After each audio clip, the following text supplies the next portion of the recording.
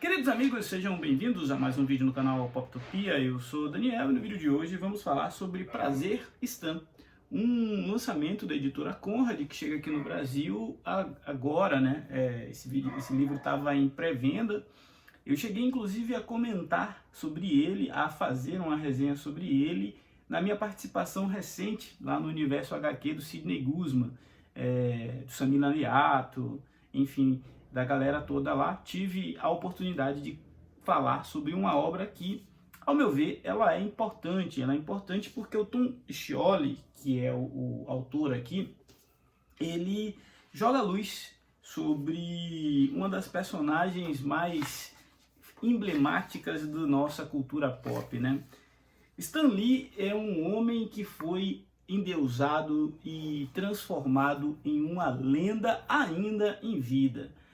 Justamente por ele ter assumido o papel público e notório de ser o criador por trás de todos os personagens da Marvel Comics, o grande arquiteto de um universo que ganhou fãs ao redor do mundo inteiro. Acontece que a história foi revisando alguns eventos e algumas situações vieram à tona, e esse papel do Stan Lee quanto arquiteto desse universo de super-heróis começou a ser questionado a partir do momento que a gente ficou sabendo que Jack Kirby e outros artistas tiveram também grande relevância. O próprio Tom Scioli, que é roteirista aqui e desenhista, ele tem uma biografia bastante forte do Jack Kirby e que coloca o Stan Lee num papel muito questionado, né? Um papel muito vilanesco. E é curioso que ele retome aqui justamente para contar a história do Stan Lee como se quisesse de alguma forma desvilanizar ou equilibrar a visão que as pessoas tinham desse Stan. Aqui ele não vai necessariamente reafirmar que o Stan Lee é um grande criador, reafirmar que o Stan Lee é o pai dos grandes heróis Marvel, e nem ele vai assinar embaixo ou pedir desculpas daquilo que ele colocou na biografia do Jack Kirby. Muito pelo contrário, aqui ele vai fazer um estudo sobre como foi a criação dessa lenda ao redor do Stan Lee, né? E essa criação dessa lenda começa já na sua infância, quando a mãe dele tem um papel muito de incentivá-lo, de alimentar o ego, de colocá-lo como uma figura que tinha muito para contribuir com a humanidade em qualquer coisa que o Stan Lee se propusesse a fazer. Ele brincava, a mãe valorizava, ele desenhava, a mãe valorizava, ele escrevia, a mãe enchia ele de elogios. E isso construiu nele uma personalidade bastante egocêntrica, né? E isso foi importante para que o Stan Lee se sustentasse em uma indústria pela qual ele entrou ali para ser meio que office boy. Isso é mostrado aqui, que aos poucos ele foi galgando mais espaço e subindo nos degraus da indústria dos quadrinhos. Durante muito tempo ele foi mais um operário, e em determinado momento a coisa vira e ele passa a ser um chefe que inclusive achou que tinha o direito de observar seus profissionais enquanto eles trabalhavam, né? Imagine você trabalhar sabendo que o Stan Lee estava ali com o monitor, vendo através de câmeras o que você estava fazendo. Ele foi uma figura que abriu portas para alguns, fechou portas para muitos outros, se apropriou de alguns trabalhos, de algumas ideias, e tudo isso é colocado de maneira muito clara aqui nessa obra, né?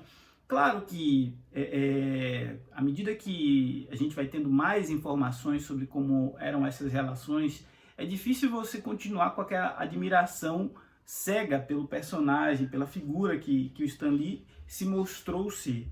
Mas o Tom Scioli ele coloca aqui alguns pontos, como tudo não era preto no branco, né? A participação de Roy Thomas aqui, por exemplo, é uma participação importante porque mostra como alguém precisou ser o interlocutor dos interesses do Stan Lee, que defendia muitos interesses da editora e da indústria, e os interesses dos artistas, né?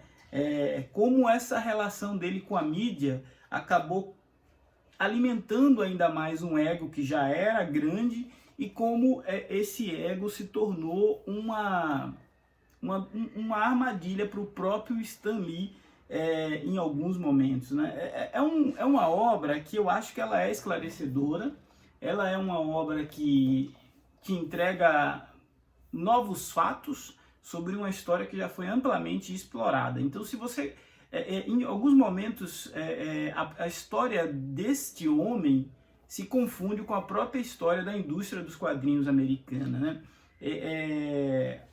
A forma como ele lutou para que os personagens saíssem apenas das folhas, das páginas das histórias em quadrinhos para outras mídias é algo admirável. A persistência dele para que isso acontecesse. A consequência disso, a forma como ele é envolvido em outras coisas, em outros negócios que não eram tão interessantes assim para a indústria, nem mesmo às vezes para ele, enfim, tudo isso está aqui. São 208 páginas, uma edição de capa dura, muito bem acabada, com uma série de referências no final, que eu acho que vai jogar luz. Então, como eu ia dizendo, se você tem interesse para saber sobre a história das histórias em quadrinhos, esse quadrinho é para você.